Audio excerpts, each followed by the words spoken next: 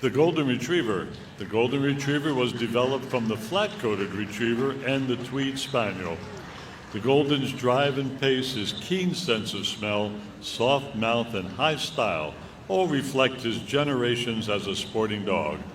Still widely used in the field, the breed has become one of the most popular companion dogs of all time.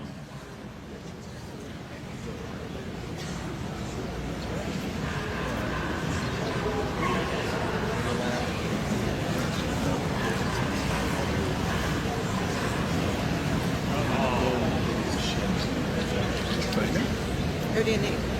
Kathy. Kathy. Kathy. Kathy.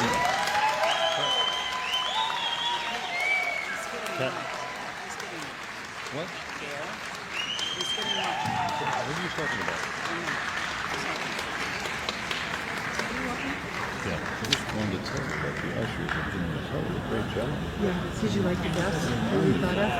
What's that? Did you see the vest? Oh, they're great. Yeah, they're options, there's a lot of